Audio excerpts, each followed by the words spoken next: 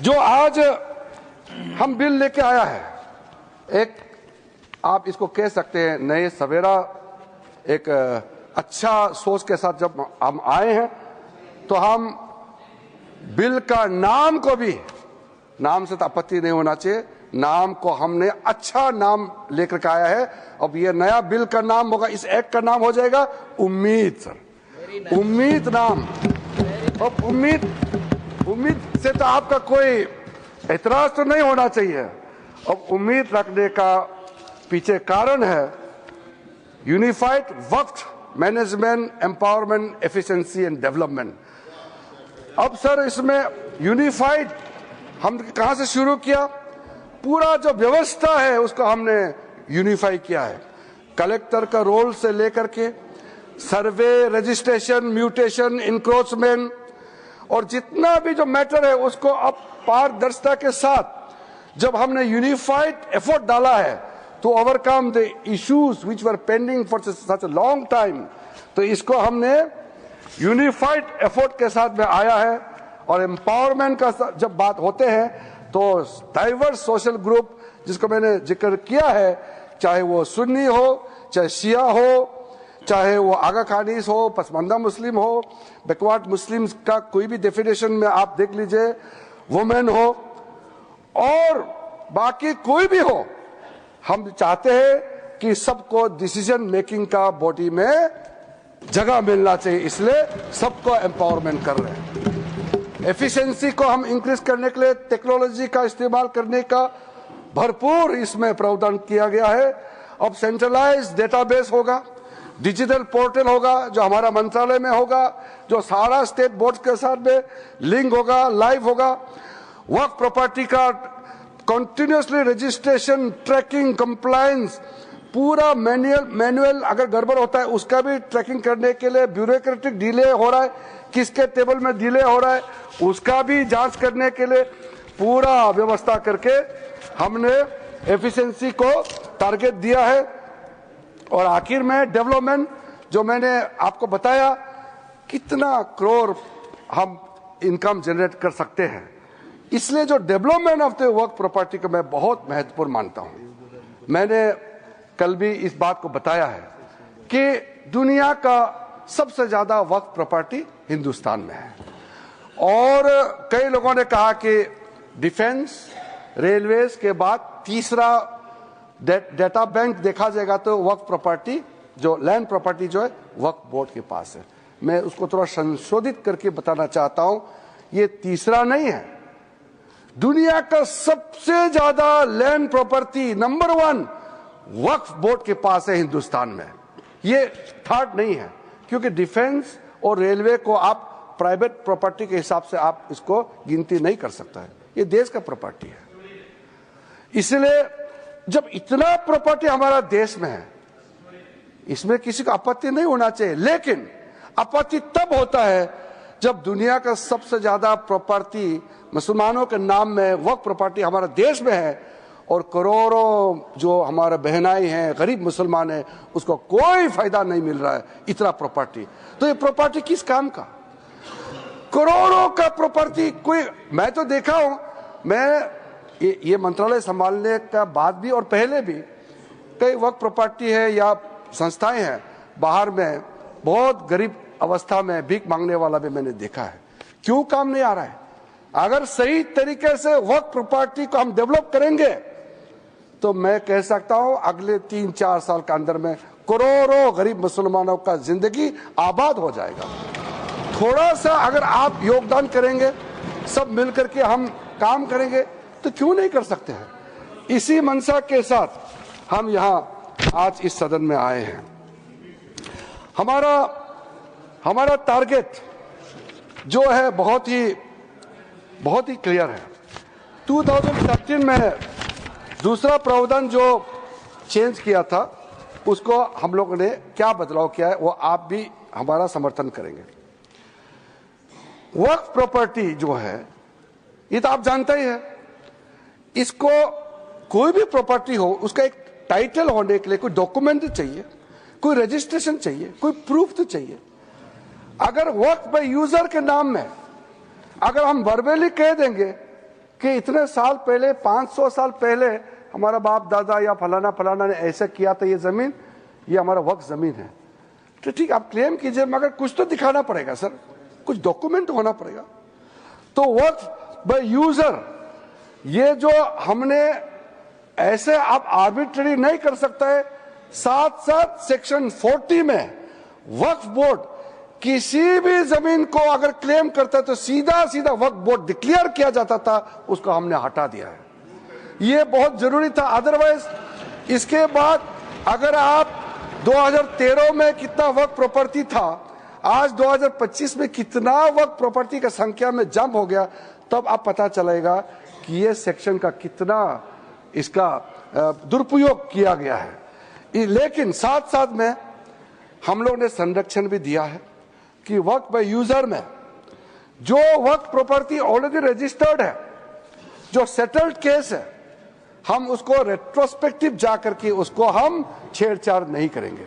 ये prospective effect होगा। हाँ, अगर कोई डिस्प्यूटेड है, कोर्ट में पेंडिंग है, बातचीत चल रहा है, डिस्प्यूटेड है, तो जाहिर सी बात है सर कि कोर्ट का अधिकार को तो हम यहां खत्म नहीं कर सकता है।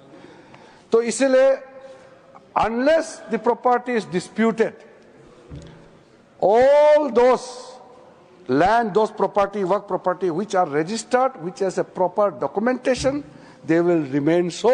और इसका अधिकार राज्य सरकारों का है।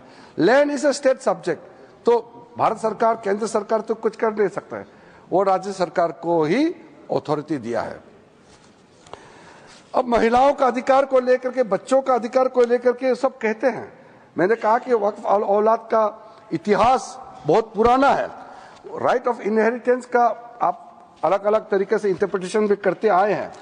तो हमने ये सुनिश्चित किया है कि जो विडोज है, जो डिवोर्स वुमेन है, ऑर्फन है, जो यतीम बच्चे हैं, उनके लिए संरक्षण तो होना चाहिए। माननीय सभापति महोदय, तो हमने ये प्रावधान किया है कि जो प्रॉपर्टी मेरा है, अगर मैं एक मुसलमान हूं, मैं वक्फ क्रिएट करना चाहता हूं, लेकिन मैं उसी प्रॉपर्टी को ही वक्फ कर सकता हूं जो मेरा अधिकार है। साथ साथ उस प्रॉपर्टी में जो महिला का अधिकार है, उसको मैं छेड़छाड़ नहीं कर सकता हूं। महिला का अधिकार को सुरक्षित रख करके ही मैं अपना मर्जी से मेरा जो अधिकार है उसको हम वक्फ क्रिएट कर सकता है, ताकि कोई महिला ऐसा ना हो कि परिवार में इतना प्रॉपर्टी है लेकिन उसको कोई उसका अधिकार ही ना हो। तो ये सुनिश्चित करना बहुत जरूरी है। इस 21वीं सदी में इतना प्रोग्रेसिव थिंकिंग तो सबको ही होगा। मैं आपको नहीं कह रहा हूं कि आपका ऐसा सोच नहीं है, हम लोग सब एक समानता सोच के साथ आगे बढ़ रहे हैं। 2 मेजर अमेंडमेंट हम जो लेके आया है, उसमें भी मैं मानता हूं आप समर्थन करेंगे। एनी मॉन्यूमेंट्स, कई मॉन्यूमेंट्स हमारे देश में protected areas under ancient monuments preservation act 1904 और ancient monuments and archaeological sites and remains act 1958 declared as work properties under this act or under any previous act shall be void। कोई हमारा archaeological site जो हमारा राष्ट्र का property है, इसको आप छेड़खानी नहीं कर सकता है। दूसरा, हमारा देश में करोड़ों आदिवासी शेड्यूल्ड ट्राइब्स, हम लोग सब मानते हैं कि इंडिजिनियस जो शेड्यूल्ड ट्राइब होते हैं उसका संरक्षण होना चाहिए। तो हमने यहां ये प्रावधान लेके आया है, आप शेड्यूल 5 और शेड्यूल 6 जगह में जहां हमारा स्पेशल प्रोटेक्टेड एरिया है, वहां किसी जमीन को वक्फ प्रॉपर्टी डिक्लेयर नहीं कर सकता है। ये सेक्शन 4 क्लॉज 4 सेक्शन 3E में हमने प्रावधान रखा है। मैं मानता हूं कि हमारा देश में जितने आदिवासी भाई बहन हैं, उनके लिए आदरणीय मोदी जी का तरफ से और हम सब का तरफ से ये बड़ा सौगात होगा। सर, ट्राइब्यूनल में हमने कुछ बदलाव किया है। हमारा ज्वाइंट पार्लियामेंट्री कमेटी का भी सुझाव आया था। अब जो ट्राइब्यूनल बनेगा उसका फिक्स टेन्योर होगा, और उसको एफिशिएंसी बढ़ाने के लिए कई हमने स्टेप्स उठाया है। आज का दिन में टोटल जो केसेस पेंडिंग है, लिटिगेंट्स टोटल कितना केसेस है? 14,470 केसेस, नहीं सॉरी सर, 31,999 केसेस है, जिसमें मुस्लिम लिटिगेंट्स है 14,470 केसेस। तो 31,999 केसेस जो पेंडिंग है। तो हम ये समझते हैं कि ट्राइब्यूनल को मजबूत कराना बहुत जरूरी है। हमने 2 मेंबर प्रपोज किया था, जेपीसी में कहा गया कि 3 मेंबर होना चाहिए, उसको हमने एग्री करके 3 मेंबर बनाया और 1 member having knowledge of Islamic law and jurisprudence for better functioning of the tribunal. और दूसरा sir, the composition of work tribunal has been expanded to both serving and retired officials, each serving for a fixed tenure of 5 years. Tenure को 5 years fix किया है, from the date of appointment or until they attain the age of 65 years, whichever is earlier. Section 84 clause 4 में हमने ये बहुत clear से प्रावधान रखा है। एक इम्पोर्टेंट हमने प्रावधान रखा है, राइट टू अपील। इसमें कई लोगों ने डिस्प्यूट भी किया है, मैं क्लियर करना चाहता हूं। पहले क्या कर दिया था आप लोगों ने मतलब प्रीवियस यूपीए सरकार ने, राइट टू अपील, अगर ट्राइब्यूनल से आपको निजात नहीं मिल रहा है, ट्राइब्यूनल में आपका सुनवाई नहीं हो पाया, तो आप कोर्ट नहीं जा सकते हैं। ओनली रिव्यू पिटीशन में आप जा सकते हैं, जो बहुत ही सीमित दरवाजा खुला होता है रिव्यू पिटीशन। आप तो सर, आपसे ज्यादा कौन समझ सकता है उसमें आम आदमी कहाँ रिव्यू पिटीशन जा करके ये सब चक्कर खात के घूमते रहेंगे।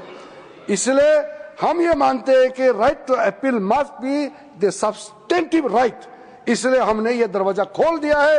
अगर ट्राइब्यूनल में आपको आपका हक नहीं मिला तो आप अपील कर सकते हैं, सिविल रिट आपका अपील करके किसी भी जगह में आपको जाने के लिए क्यों रोका जाना चाहिए। इसलिए हम ये मानते हैं कि जब हम ये अपील प्रोविजन रखा है तो ट्राइब्यूनल भी जल्दी जल्दी काम करेगा, कोर्ट भी जल्दी जल्दी काम करेगा, लोगों को भी जल्दी जल्दी न्याय मिलेगा, कहीं किसी का हमने दरवाजा बंद नहीं किया है। एनुअल कंट्रीब्यूशन जो आप देते हैं मुतावलिस, आप चिंता मत कीजिए, ये बहुत सोच समझ करके फैसला किया है, इससे कोई समस्या खड़ा नहीं होगा। वक्फ इंस्टीट्यूशन का जो कंट्रीब्यूशन है बोर्ड को देना होता है, पहले 7% होता था, हमने उसको घटा करके 5% कर दिया, ताकि ज्यादा पैसा आप गरीबों के लिए इस्तेमाल कर सके, बच्चों के लिए इस्तेमाल कर सके। आप काहे का बोर्ड को इतना पैसा देंगे, इसलिए हमने घटा करके वेलफेयर पर्पस में ज्यादा खर्चा करें, इसलिए इसको हमने सीलिंग कर दिया है। सर, लिमिटेशन एक्ट, आप तो जानते हैं लिमिटेशन एक्ट अगर लागू नहीं होगा तो फिर कहां तक जाएगा, कोई सीमा तय कैसे होगा। इसलिए हमने जब ये कानून पारित होगा, सरकार का अगर लैंड है तो उसका लॉ ऑफ लिमिटेशन के हिसाब से 30 इयर्स का प्रावधान रखा है, अगर प्राइवेट लैंड है तो 12 साल का हमने प्रावधान रखा है। मैं मानता हूं कि ये बहुत ही रीजनेबल हमने लॉ ऑफ लिमिटेशन को यहां अप्लाई किया है, और जिस दिन से ये एक्ट पारित होगा, एनफोर्स होगा, उसी दिन से ये हिसाब उसका गिनती शुरू किया जाएगा। सर, जो सेक्शन 40 का मिसयूज होने का कारण से जो एक ऐसा माहौल पैदा हो गया था, मेरे घर में कम से कम कितना डेलीगेशन पिटीशन आ चुके हैं। सेक्शन 40 में वक्फ बोर्ड ने ऐसा ही क्लेम कर दिया। अभी जो न्यूज में भी आपने पढ़ा होगा, केरला में 600 क्रिश्चियन फैमिलीज का, जो वो लोग सब खेती करने वाले लोग हैं, फार्मर्स लोग हैं, किसान हैं, उनका जमीन जो केरला में मुनम्बम केस के नाम से अभी सब लोग ने पढ़ चुका होगा, उसको वहां वक्फ बोर्ड ने क्लेम कर दिया और वो कहीं भी नहीं जा पाया। वो ठोकरे खाते रहे, घूमते रहे, जिसको लेकर के पूरा वहाँ के जो कैथोलिक बिशप्स काउंसिल है और दिल्ली में भी और अलग अलग कई हमारा क्रिश्चियन संगठनों ने हमको मेमोरेंडम दिया है, प्रेस रिलीज भी दिया है और अपील भी किया है। सारा मेंबर्स ऑफ पार्लियामेंट को अपील किया है। मैं नाम लेकर के सिर्फ केरला एमपीज को मैं दबाव नहीं डालना चाहता हूं मानसिक रूप से, बहुत ज्यादा प्रेशर होगा केरला का एमपीज को। ये तो सबके लिए अपील किया है कि जो बड़े हमारे चर्च के जितने भी बड़े बड़े बॉडीज है उन्होंने अपील किया है कि अपना विवेक का इस्तेमाल करें और सारा मेंबर्स ऑफ पार्लियामेंट इस वक्त अमेंडमेंट बिल को समर्थन करना चाहिए। तो कम से कम चर्च का अपील को तो आप लोग मानिएगा। सर कई केसेस है उसको तो मैंने कई बार दोहरा चुका है, इसलिए सारा केसेस तमिलनाडु का केस हो या कर्नाटका में जो केस हो या हरियाणा वाला गुरुद्वारा वाला को वक्फ क्लेम करना, कई केसेस है। मैं उसको साइट नहीं करना चाहता हूं क्योंकि संख्या बहुत ज्यादा है, लेकिन सर ये बात तो मैं जरूर कहूंगा क्योंकि हम लोग इस महान सदन में बैठे हैं। 2013 में 123 प्रॉपर्टी को तो उस समय सरकार ने डी नोटिफाई कर दिया था। उसके बाद कई लोगों ने कहना शुरू किया और स्टेटमेंट मीडिया में भी है कि ये पूरा पार्लियामेंट बिल्डिंग भी वक्फ प्रॉपर्टी है। आप सोचिए सर, अगर वो सरकार कंटिन्यू रहता, नरेंद्र मोदी जी का सरकार नहीं आते तो कितना खतरा मंडरा रहा था हमारे सर के ऊपर में, आप सोचिए। तो हम तो देश के लिए सोच समझ करके आज ये बिल लेके आए हैं, तो ये हमारे लिए कोई इसमें एक लाल पैसा बेनिफिट मिलने वाला नहीं है। ये बिल करोड़ों गरीब मुसलमानों को फायदा पहुंचाने के लिए और गलत काम ना हो, गलत तरीके से दूसरा का जमीन को हड़प ना ले, इसको प्रतिबंध लगाने के लिए, रोकने के लिए अच्छा सोच के साथ हम ये बिल लेके आए हैं। अन्य सभापति जी, मैं कहने के लिए बहुत कुछ है क्योंकि ये ओपनिंग है। हमारे यहाँ जितना विद्वान माननीय सदस्य हैं उनके बातों को मैं सुनने के लिए बहुत इच्छुक हूं, तो सुनने के लिए मैं तैयार हूं। हमारे वरिष्ठ माननीय मंत्रीगण भी यहाँ बैठे हैं, हम लोग सब सुनेंगे। तो जेपीसी में जो सदस्य हैं और जो सदस्य नहीं है, सबका सुझाव हम सुनते हुए आखिरी में जैसे हमने टाइम यहाँ दिया है चर्चा के लिए, मैं उसका बारीकी से जवाब देने का कोशिश करूंगा। मैं सिर्फ ही इतना ही अनुरोध करूंगा कि आप ऐसा बात मत बोलिए जिससे हंगामा खड़ा हो जाएगा। ऐसा बात बोलिए जो सुन करके हमारा कानों को भी थोड़ा अच्छा लगेगा। हम बैठ करके सुनने के लिए तैयार है और चर्चा का स्तर ऊंचा होगा। मैं इसी उम्मीद के साथ आप सबको इस महत्वपूर्ण जो उम्मीद का जो हमारा बिल लेकर के आए उसको समर्थन करने के लिए मैं अपील करता हूं।